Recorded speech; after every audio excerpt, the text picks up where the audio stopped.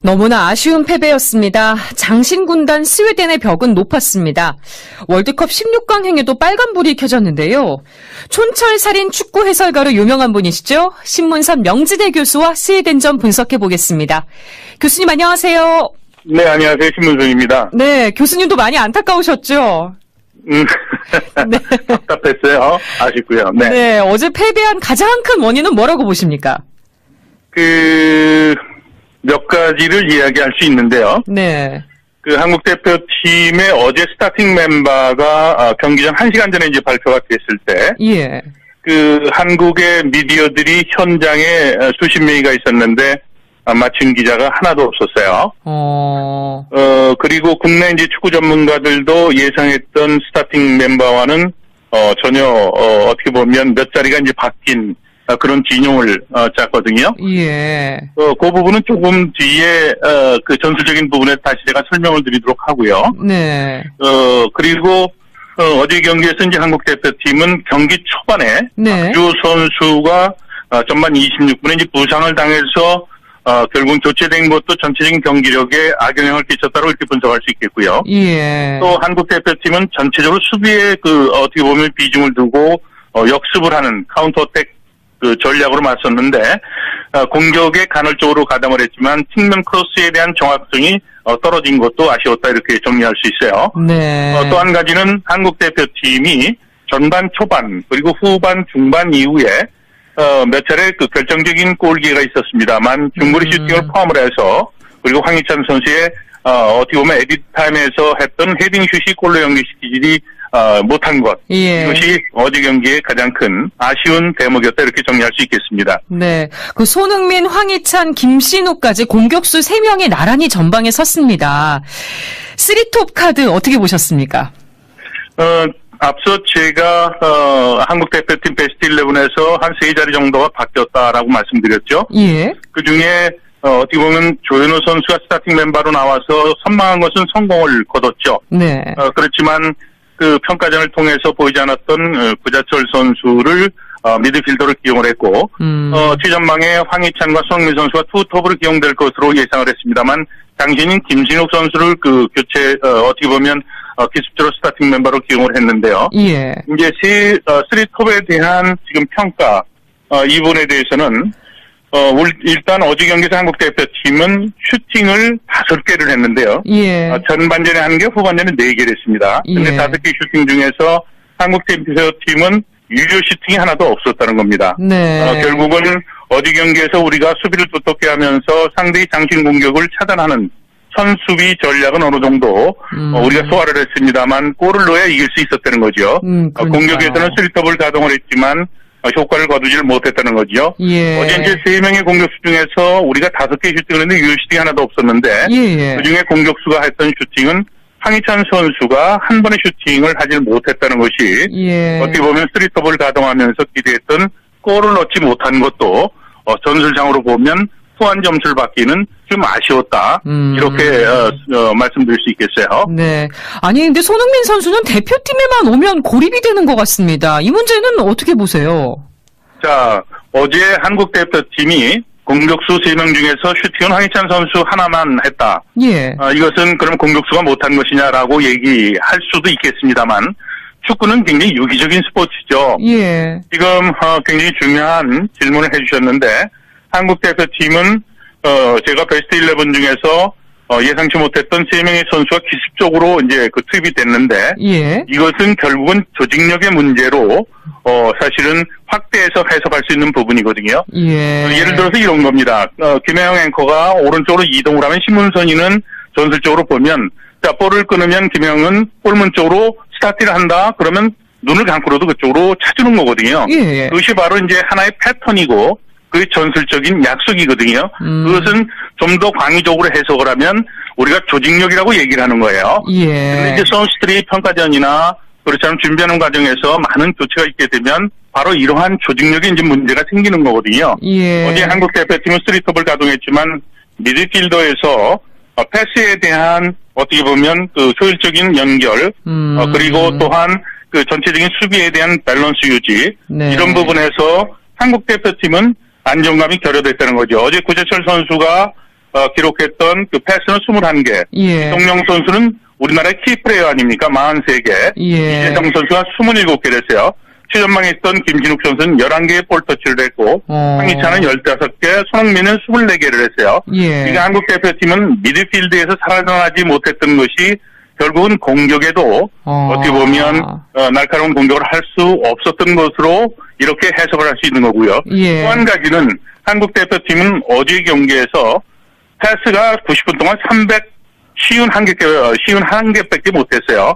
반면에 스웨덴은 417개를 했는데 전체적인 이 패스도 중요한 것은 결국은 볼을 갖고 있던 점유 시간에서 한국팀은 상대에게 뒤졌고 예. 그리고 이런 것은 체력과 연계시켜서 보면 체력 소모도 극심할 수밖에 없었고 전체적인 경기 속도도 떨어질 수밖에 없었던 이러한 연계성에 대한 것을 갖고 축구를 해석해야 된다는 거예요. 예. 그러니까 이것을 연계시키지 않고 하나의 단면만 갖고 수비가 못했다, 공격이 못했다고 보는 것은 이것은 조금은 어떻게 보면 축구를 분석하는 데 있어서 조심스럽게 들여다봐야 될 대목이 아닌가 이렇게 또 저는 생각을 합니다. 네.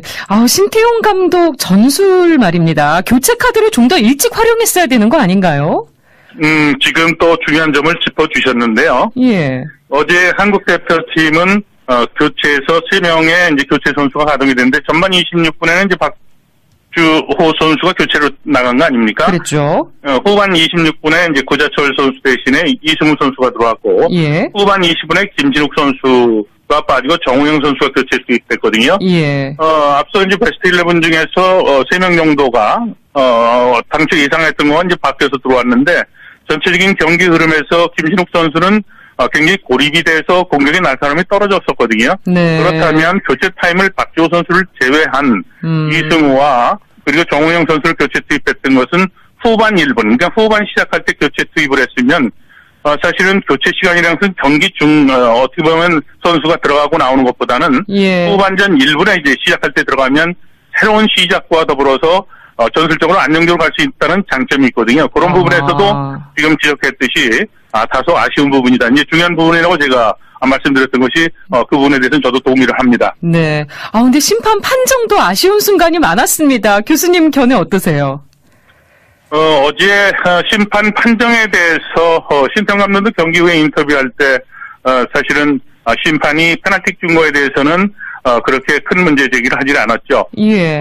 외신들을 제가 오늘 연결을 하기 위해서 새벽에 확인했더니 많은 외신들이 이번 대회의 하나의 큰 특징 중에 하나는 페널티킥이 많이 나온다. 네. 그리고 비디오 판독에 어떻게 보면 그 영향을 받고 있다라는 얘기를 했는데 어제 경기에서 심판은 아쉬운 장면은 딱 한 장면 지적할 수 있는데 예. 우리가 페널티킥을 이제 비디오 판독으로 내주지 않았습니까? 예. 그때 주심은 그것을 사실은 정확하게 집어내지는 못하고 우리가 그 상황에서 역습으로 연결되는 상황에 상대골문 쪽으로 향하고 있었거든요. 그렇습니다. 그러다가 이제 느닷없이 경기를 중단시키고 이제 비디오 판독을 했었는데 예. 그 부분에 대해서 외국의 많은 전문가들은 비디오 판독에 대한 아쉬움에 대한 것을 지적을 했거든요. 그러니까 어제 비디오 판독 자체로 페널티 준 것에 대해서는 어떻게 보면 그것의 부분에 대해서는 문제제기는 할 수 없습니다만 역습으로 전환되는 상황에서 결국은 주심이 짚어내질 못하고 뒤늦게 경기를 중단시켰고 네. 그것이 비디오 판독에 연결된 것은 비디오 판독이 갖고 있는 어떻게 보면 진실성, 과학성 뭐 이런 부분에 대해서는 이번 대회에서 많은 골로 연결되는 긍정적 효과도 있습니다만 결국은 축구 경기라는 것은 컴퓨터가 지배하는 그런 축구는 재미가 없다는 것이죠. 예. 사실은 오심도 경기의 일부분인데 그런 부분에 대해서 어제 경기는 뭐 오심이라고 제가 표현을 하지는 않겠습니다만 예. 경기에 대한 아쉬움은 컸다. 그 대신 주심에 대한 부분, 심판에 대한 부분은 우리가 과도하게 얘기할 부분은 아니었다고 저는 이렇게 생각합니다. 예. 그래도 조현우 골키퍼 선방은 참 빛이 났습니다. 어떻게 보셨어요?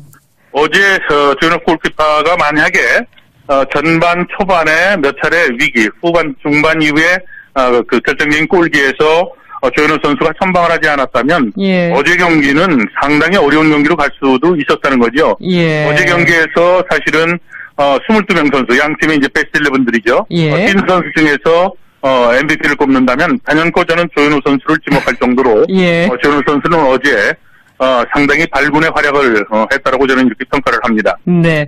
어쨌든 16강으로 가는 길이 험난해졌습니다. 토요일 밤에 있을 멕시코전 어떻게 대비해야 될까요? 멕시코는 몇 가지 특징으로 집약해서 설명할 수 있어요. 예. 첫째는 팀이 안정적이다. 그리고 속공 기습이 대단히 뛰어난 팀이다. 그리고 한국이 그 1차전에서 드러냈던 전술적인 안정감이 떨어지는 반면에 멕시코는 안정적이고 그다음에 패스 플레이에 대해서 정확한 패턴을 갖고 있다 이렇게 분석을 할 수 있거든요. 예. 멕시코는 독일과 경기에서 패스가 300개도 하지는 못했습니다.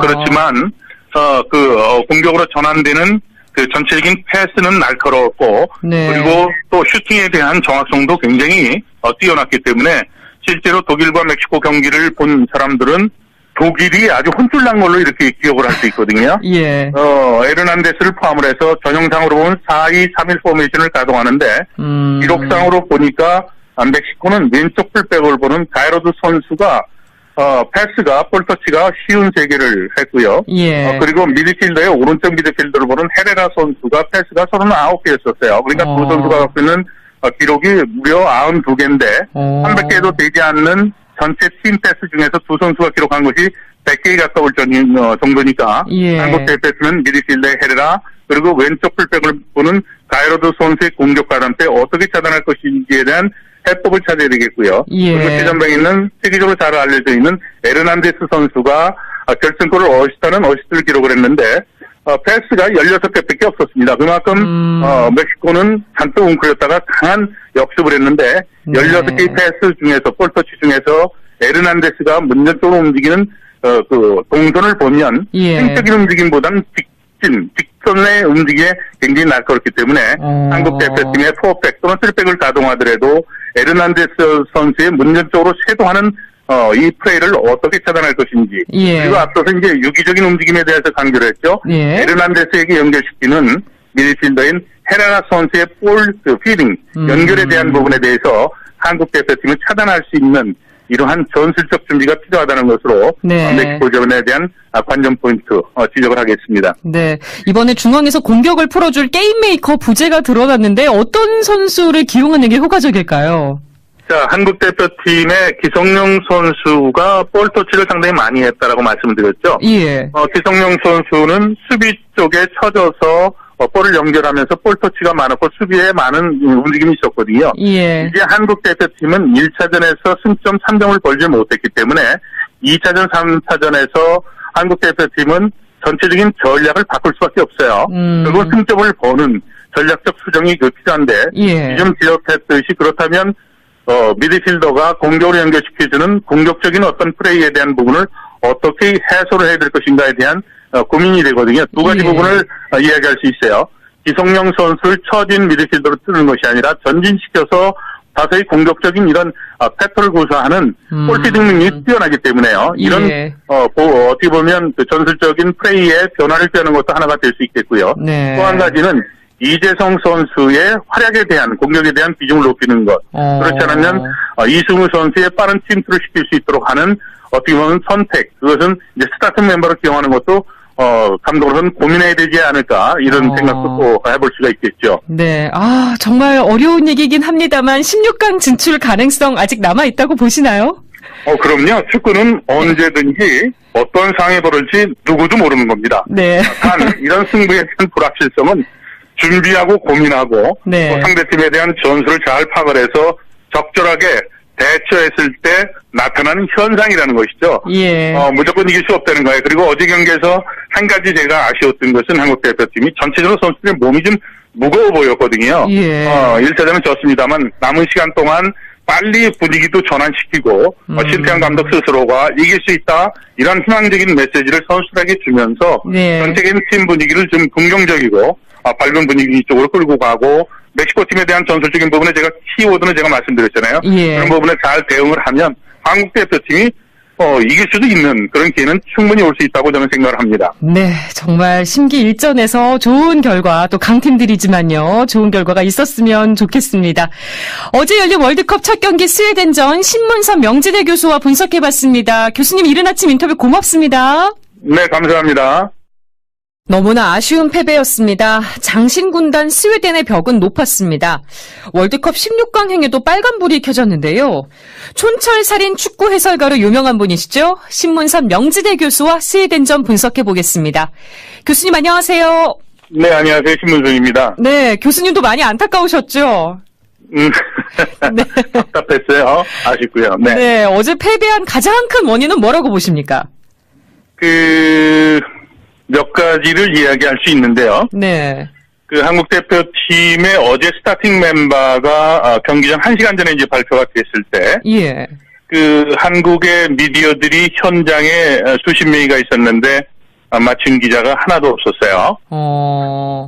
그리고 국내 이제 축구 전문가들도 예상했던 스타팅 멤버와는, 전혀, 어떻게 보면 몇 자리가 이제 바뀐, 그런 진용을 짰거든요. 예. 그 부분은 조금 뒤에 전술적인 부분에 다시 제가 설명을 드리도록 하고요. 네.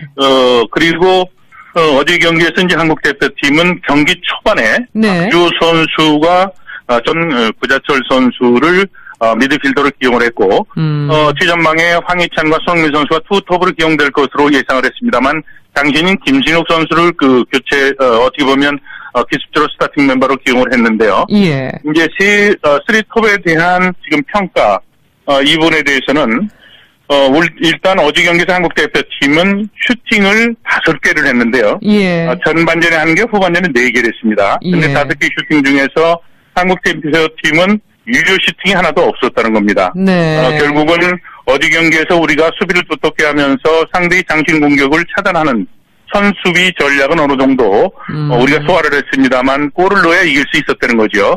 공격에서는 쓰리톱을 가동을 했지만 효과를 거두질 못했다는 거죠. 예. 어제 이제 3명의 공격수 중에서 우리가 5개 슈팅을 했는데 유효 슈팅이 하나도 없었는데 예. 그중에 공격수가 했던 슈팅은 황희찬 선수가 한 번의 슈팅을 하질 못했다는 것이 예. 어떻게 보면 쓰리톱을 가동하면서 기대했던 골을 넣지 못한 것도 전술상으로 보면 후한 점수를 받기는 좀 아쉬웠다.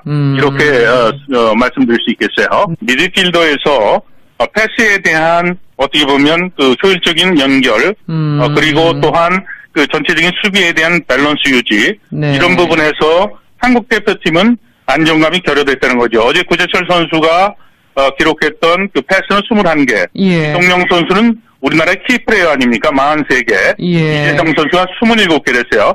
최전방에 있던 김진욱 선수는 11개의 볼 터치를 했고 황희찬은 15개, 손흥민은 24개를 했어요. 예. 그러니까 한국 대표팀은 미드필드에서 살아나지 못했던 것이 결국은 공격에도 어떻게 보면 날카로운 공격을 할 수 없었던 것으로 이렇게 해석을 할 수 있는 거고요. 예. 또 한 가지는 한국 대표팀은 어제 경기에서 패스가 90분 동안 51개밖에 못했어요. 반면에 스웨덴은 417개 됐는데 전체적인 이 패스도 중요한 것은 결국은 볼을 갖고 있던 점유 시간에서 한국팀은 상대에게 뒤졌고 예. 그리고 이런 것은 체력과 연계시켜서 보면 체력 소모도 극심할 수밖에 없었고 전체적인 경기 속도도 떨어질 수밖에 없었던 전반 26분에 이제 부상을 당해서 결국은 교체된 것도 전체적인 경기력에 악영향을 끼쳤다고 이렇게 분석할 수 있겠고요. 예. 또 한국 대표팀은 전체적으로 수비에 어떻게 보면 비중을 두고 역습을 하는 카운터어택 전략으로 맞섰는데 공격에 간헐적으로 가담을 했지만 측면 크로스에 대한 정확성이 떨어진 것도 아쉬웠다 이렇게 정리할 수 있어요. 네. 또 한 가지는 한국 대표팀이 전반 초반 그리고 후반 중반 이후에 몇 차례 결정적인 골 기회가 있었습니다만 중거리 슈팅을 포함을 해서 그리고 황희찬 선수의 어떻게 보면 에디타임에서 했던 헤딩슛이 골로 연결시키지 못한 것. 예. 이것이 어제 경기의 가장 큰 아쉬운 대목이었다 이렇게 정리할 수 있겠습니다. 네. 손흥민, 황희찬, 김신욱까지 공격수 3명이 나란히 전방에 섰습니다. 3톱 카드 어떻게 보셨습니까? 앞서 제가 한국 대표팀 베스트 11에서 한 3자리 정도가 바뀌었다라고 말씀드렸죠. 예. 그중에 어떻게 보면 조현우 선수가 스타팅 멤버로 나와서 선망한 것은 성공을 거뒀죠. 네. 그렇지만 평가전을 통해서 보이지 않았던. 네. 아니 근데 손흥민 선수는 대표팀에만 오면 고립이 되는 것 같습니다. 이 문제는 어떻게 보세요? 자, 어제 한국 대표팀이 공격수 3명 중에서 슈팅은 황희찬 선수 하나만 했다. 예. 이것은 그럼 공격수가 못한 것이냐라고 얘기할 수도 있겠습니다만 축구는 굉장히 유기적인 스포츠죠. 예. 지금 굉장히 중요한 질문을 해주셨는데 한국 대표팀은 제가 베스트 11 중에서 예상치 못했던 3명의 선수가 기습적으로 이제 투입이 됐는데 예. 이것은 결국은 조직력의 문제로 사실은 확대해서 해석할 수 있는 부분이거든요. 예. 예를 들어서 이런 겁니다. 김혜영 앵커가 오른쪽으로 이동을 하면 신문선이는 전술적으로 보면 자 볼을 끊으면 김혜영은 골문 쪽으로 스타트를 한다. 그러면 눈을 감고라도 그쪽으로 찾는 거거든요. 예. 그것이 바로 이제 하나의 패턴이고 그게 전술적인 약속이거든요. 그것은 좀 더 광의적으로 해석을 하면 우리가 조직력이라고 얘기를 하는 거예요. 예. 근데 이제 선수들이 평가전이나 그렇지 않으면 준비하는 과정에서 많은 교체가 있게 되면 바로 이러한 조직력에 이제 문제가 생기는 거거든요. 예. 어제 한국 대표팀은 3톱을 가동했지만